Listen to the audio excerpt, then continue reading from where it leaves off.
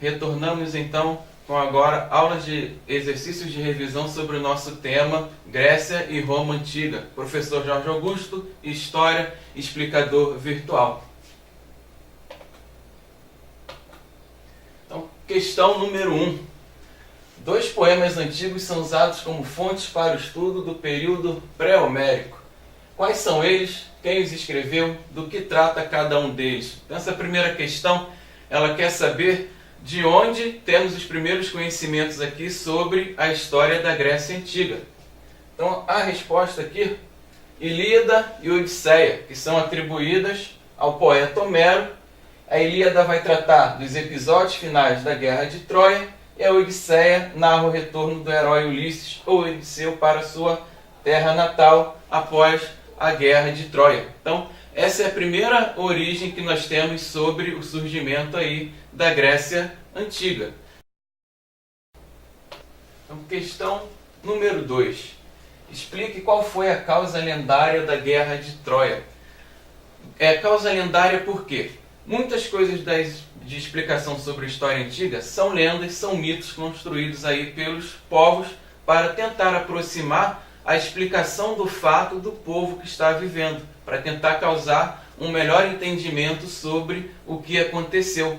Então essa Guerra de Troia ela também tem uma explicação lendária, ou seja, há uma explicação acima dos mitos, dos deuses. Então a gente pega um pouco aqui a parte da mitologia grega. Qual vem ser então a resposta? Segundo o poema Ilíada de Homero, certo dia 3 deusas do Olimpo disputaram para saber qual era aí a mais bela.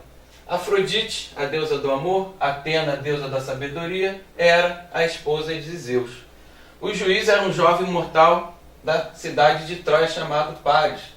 Cada uma das deusas queria ganhar a disputa. Por isso, então, as 3 ofereceram presentes a Paris. Eras prometeu fazer dele um grande rei, Atena, o mais sábio dos homens, e Afrodite, a mulher mais bela do mundo. Paris escolheu ficar com a mulher mais bela do mundo e elegeu a deusa Afrodite. O problema era que a mulher mais bela do mundo, Helena, já era casada com Menelau, o rei grego. Mesmo assim, a deusa cumpriu a promessa e ajudou Paris a ficar com Helena e levá-la para Troia.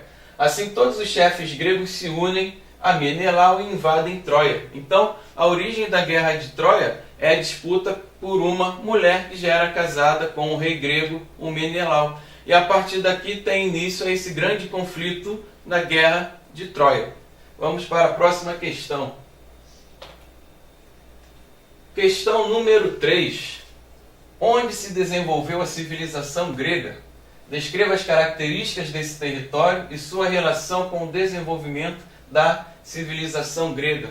Nós vamos pegar um pouco aqui da questão geográfica e do desenvolvimento aqui dessa civilização. Então nós temos aqui, iniciou seu desenvolvimento na Península Balcânica e depois se espalhou pela Ásia Menor e pelo Mar Mediterrâneo. Só para relembrar, nós vimos que, diferente do Egito e da Mesopotâmia, a Grécia ela não possuía rios, era uma região montanhosa. A península é montanhosa, com poucas planícies férteis para a agricultura.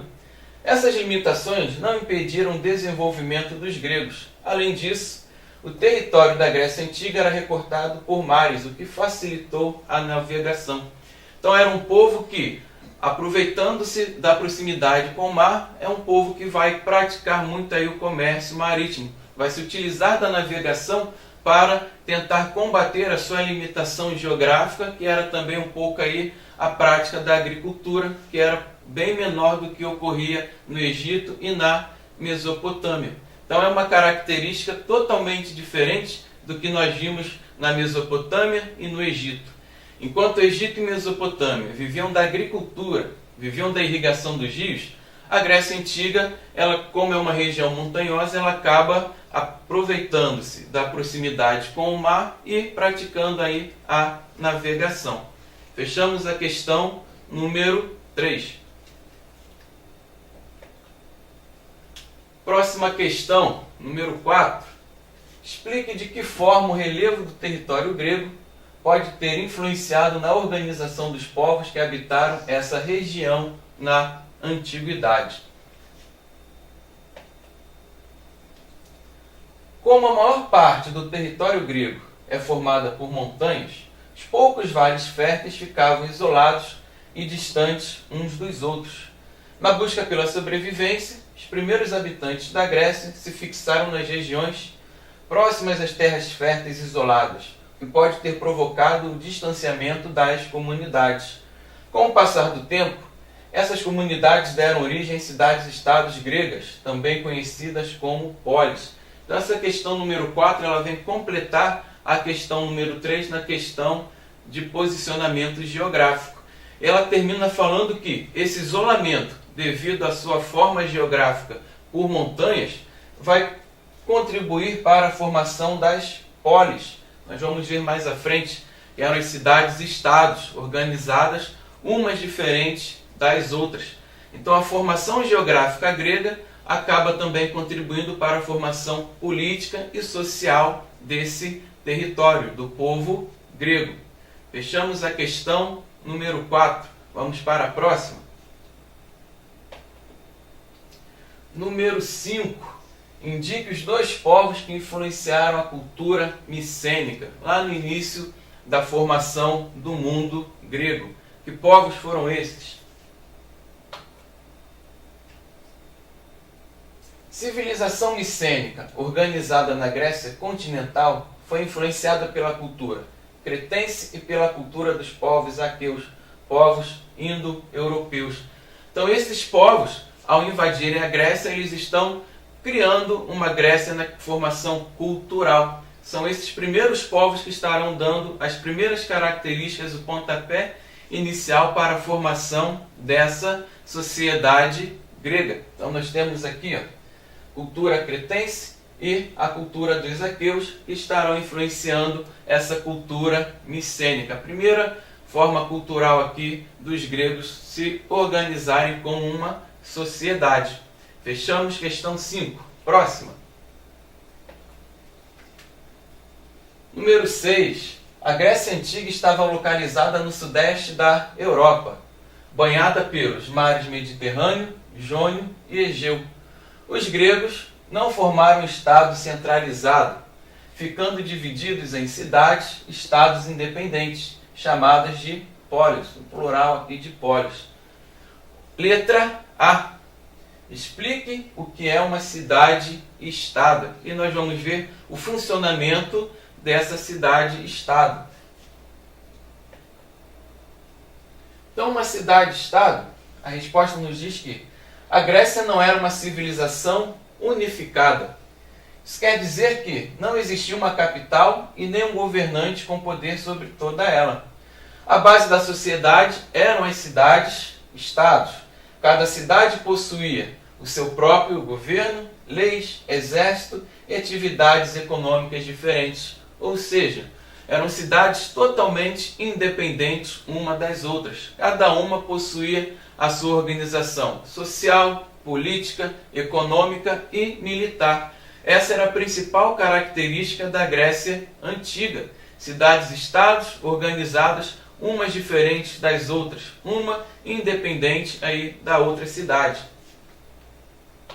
Opção B aqui da número 6. Os gregos, apesar das inúmeras cidades-estados, conflitos e diferenças entre si, tinham elementos culturais que os mantinham unidos. Cite alguns elementos culturais que contribuíam para manter a unidade cultural grega. Ou seja, apesar de serem cidades independentes uma das outras, algumas características tornavam essas cidades próximas. Ou seja, era possível enxergar uma unidade dentro do mundo grego. Então, qual é a resposta? As características comuns, como as tradições, principal e mais destacada, que é a mitologia, a religião politeísta, o idioma, organização dos exércitos. Então, essas eram as características que mostravam uma proximidade, uma unidade, então, entre essas cidades e estados da Grécia Antiga. Questão número 7, mais um pouquinho de geografia na aula de história. Onde se localiza geograficamente a Grécia Antiga e que mares a banhavam? Vamos voltar aqui à questão geográfica. A Grécia Antiga possuía territórios no sul da Europa, na porção continental, nas ilhas dos mares Egeu, Jônio e Mediterrâneo, porção insular, e na Ásia Menor, era banhada pelos mares Mediterrâneo, Egeu e Jônio. Isso aqui vem nos mostrar novamente a importância dos mares para a civilização grega. Já que não possuíam rios, terras pouco férteis, a opção que os gregos tinham para a prática do comércio era a questão aí de se utilizar os mares. E aproveitaram muito bem aqui o mar Mediterrâneo, o Egeu e o Jônio para manter então essa prática comercial. Próxima questão, a número 8. O povoamento da Grécia foi lento. Retome a leitura sobre as origens do povo grego e aponte o nome dos povos invasores indo-europeus. Nós temos que retornar lá à nossa aula onde nós vimos os povos que invadiram o território grego e formaram essa importante civilização para o mundo contemporâneo. Então vamos ver que povos eram esses. Vários povos indo-europeus, também conhecidos como arianos, vindos da Ásia invadiram a península entre o ano de 2000 e 1200 a.C. e dominaram a população que ali vivia. Os invasores eram os aqueus, os eólios, os jônios e os dórios, que deram origem ao povo grego. Então, a civilização grega nasce então dessa invasão desses povos aqui conhecidos como arianos, os povos indo-europeus, e foram os aqueus, os eólios, os jônios e os dórios. Graças a essa invasão desses povos, surge então aí a civilização grega. Vamos para mais uma questão. Número 9. Os deuses, quaisquer que tenham sido as suas origens longínquas, nada mais são do que seres humanos, maiores, mais fortes, mais belos, eternamente jovens. Adquiriram não só a forma humana, mas também os sentimentos, as paixões e os defeitos e até os vícios dos homens. O mundo divino apresenta, portanto, uma imagem engrandecida, mas não depurada da humanidade. Então aqui esse texto tirado da obra Grécia Antiga e a Vida Grega. Usando as informações contidas no texto e outras que você dispõe sobre o assunto, cite 3 características da religião na Grécia Antiga. Então nós vamos ver quais eram as características dessa religião, desse povo que era totalmente ligado à mitologia, o povo que vivia aqui o culto a vários deuses. Então quais características nós teremos desse mundo religioso na Grécia Antiga? Temos então aqui as seguintes características. O politeísmo, que era o culto a vários deuses, Zeus, Hera, Atena. O antropomorfismo, esses deuses eles tinham forma de seres humanos. Então, ele era um deus, mas ao mesmo tempo ele tinha forma humana. Por isso que o texto diz que eles adquiriram a forma humana como a questão dos sentimentos, as paixões, os defeitos e os vícios humanos. E a terceira característica, a mitologia. Tudo na religião grega se buscava explicar através dos mitos. Eram não fatos que aconteciam, mas sim algo para tentar explicar, aproximar da população a forma mais fácil dos acontecimentos que haviam ocorrido. Então os mitos serviam para aproximar algo distante para a população compreender melhor os acontecimentos que já haviam sido vividos. Então terminamos aqui essa primeira parte da nossa bateria de exercícios. Foi um prazer e até a próxima aula.